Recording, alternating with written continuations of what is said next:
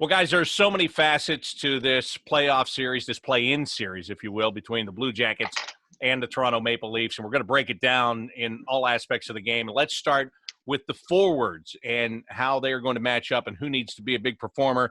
And as we talk about the offense of this series, is being brought to you by Nationwide, proud to be a championship partner of your Columbus Blue Jackets. Nationwide is on your side. Start with you, Jody, because you were the NHL forward in this group.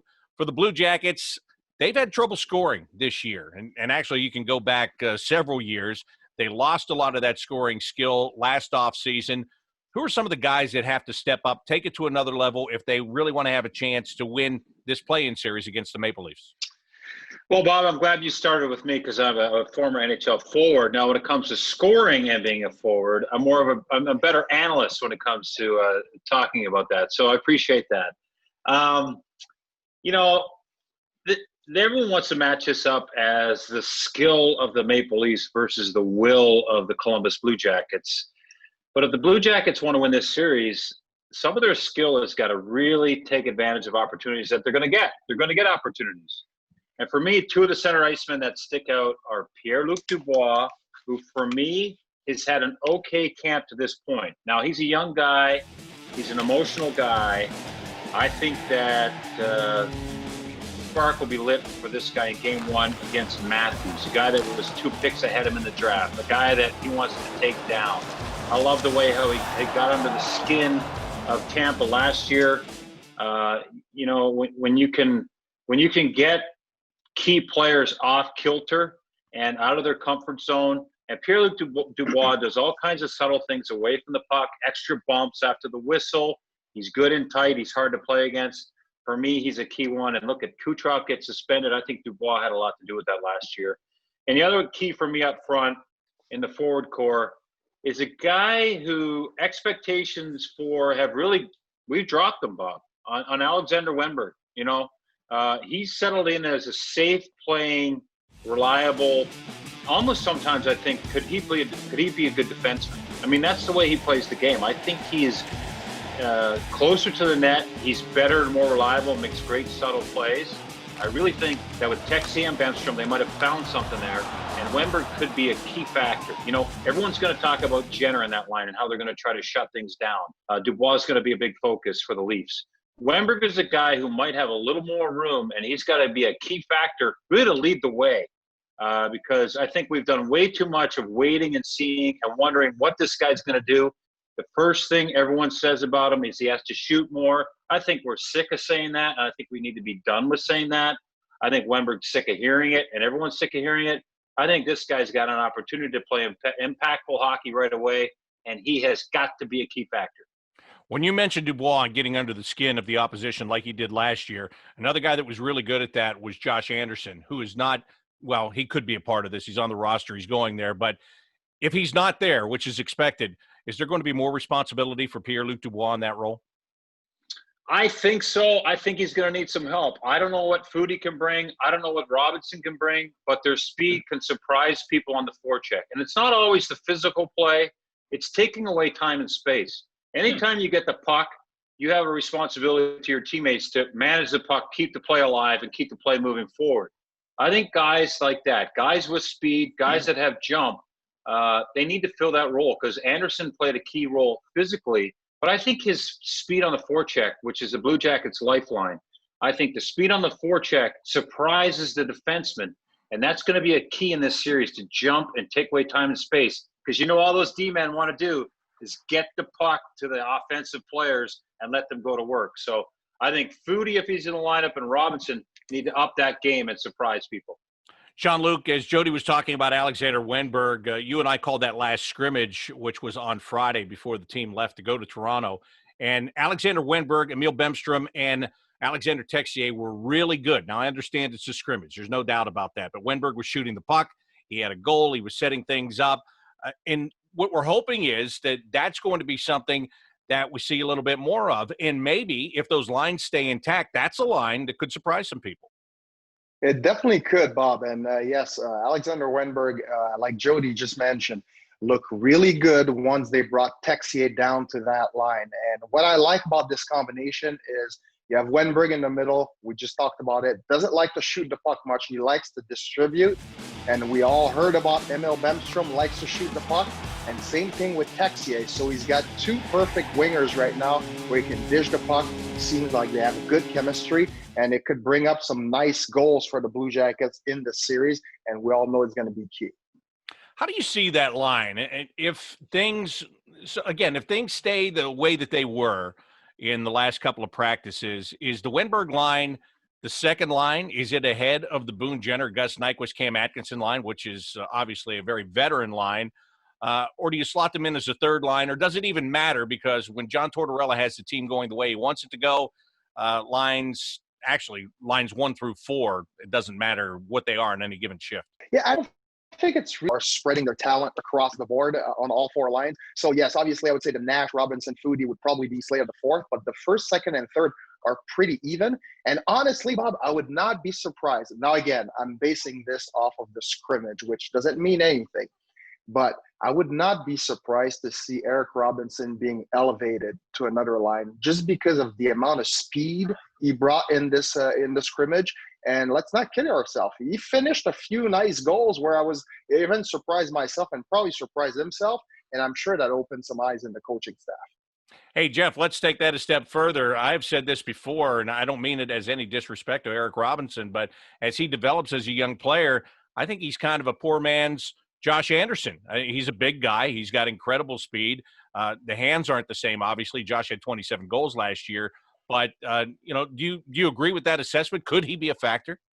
I think he can be a factor. I think that those hands are catching up to those feet right now. I think we saw evidence of that certainly during the scrimmages and during training camp 2.0 overall.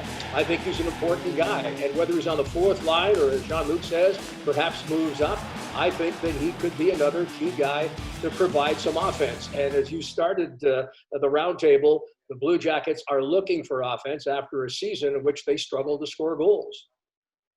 And they're talking about speed. That's all we've talked about is speed. John Tortorella says that he wants speed in his lineup. That's why Liam Foodie is not only here, but it looks like he's going to get a chance to have a role at the beginning of this series. And after that, it's going to be up to him on how he performs. And, Jeff, that speed is important for the Blue Jackets because on the other side, they have a plethora of it. I mean, there's going to be guys – and this is similar to Tampa last year where it's going to be wave after wave of players that have great offensive skill, but these guys can fly. Well, let me say, yes, the Blue Jackets certainly were tested against Tampa with their offense, but I believe there's more offense on this Toronto team. They were right behind Tampa in goals scored on the season. They finished tied for 4th in the power play, and just look how deep they are offensively. Obviously, there's the big 3, Marner, Tavares, and Matthews. But Nylander showed last season and in the camp for Toronto from all the reports that we've read that he has had an outstanding camp offensively. Then they've got a couple of other guys. McElligott is a player from Russia that sliced his tendon on his wrist, was lost since December. He's had an outstanding camp, again, according to the reports. And they've got this kid out of junior who played for the Peterborough Petes, longtime junior franchise, Nick Robertson, who's going to be given an opportunity to play. He's on the smaller side, but he can scoot, and he also can provide some of that offense when it's not the other guys producing. But they are loaded.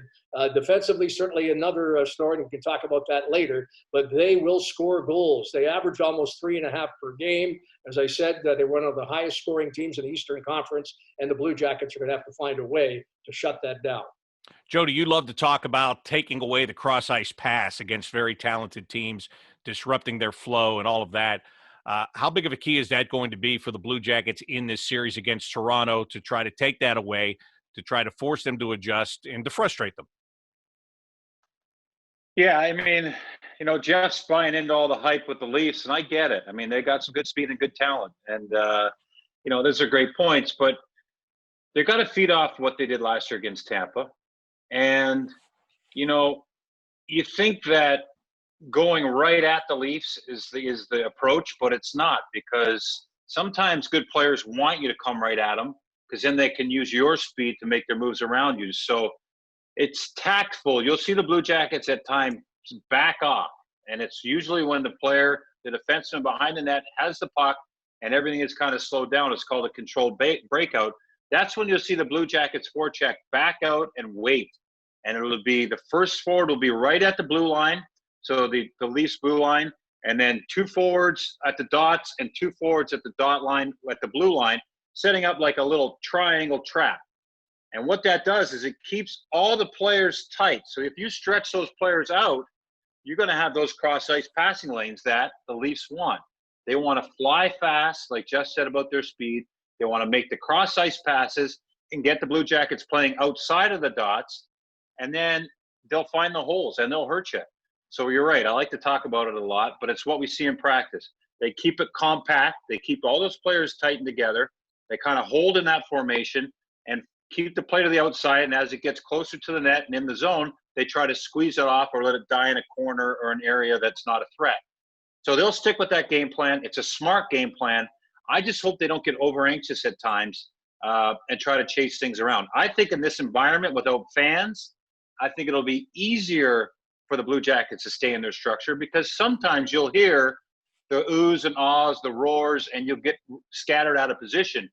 Look for them to really focus on doing that and staying and keeping everything compact, and that'll take away a bit of the speed, because when you make a good pass, that keeps the speed. And when the Blue Jackets are able to slow that down a little bit, the guy with speed's got to stop, come back to the puck. Now you've killed that initial rush. Jean-Luc, they do have a lot of young players in Toronto. When we talk about frustrating, sometimes it's easier to get a younger player frustrated. But then again, the Blue Jackets are one of the youngest teams in the league too. But they've played this style before. They know what they have to do as a team defensively to create that frustration. So does that give them any kind of advantage? Do the Blue Jackets youngsters get the advantage of knowing how to frustrate and maybe over the youth of the Toronto Maple Leafs getting frustrated? Well, I think it's going to be fairly simple, and it sounds easier than said than done. But for the Blue Jackets, and you and I talked about it, if you look back a couple of years ago when the Pittsburgh Penguins were playing against the Blue Jackets in that initial round, you could see the Blue Jackets almost chasing hits. And they were getting caught out of position. By game 2, there were a lot of adjustment on the Pittsburgh side, and the Blue Jackets never really adjust. They were chasing guys, try to get them frustrated physically by finishing their check over and over. And what that creates is more space on the ice for those skilled players to move the puck. And all of a sudden, that triangle that Jody's talking about is completely destroyed as you're chasing left and right. So no crowd is going to help with that. It's going to, a little less emotion in some kind of way. You don't want to get the hoo, the ha from the crowd. You're going to play more in the structure. Now, as far as frustrating Toronto, I don't think the physical part is going to be that crucial. I think cutting these passes, having a good stick, the Wenbergs, the Robinson, if they can have good stick in position, that will frustrate the Toronto Maple Leafs even more than if they're being hit over and over again. Because this is a team that likes to go cross-ice pass, sauce, fancy stuff. If nothing is working, that's where you'll see the frustration, just like the Tampa Bay Lightning last year.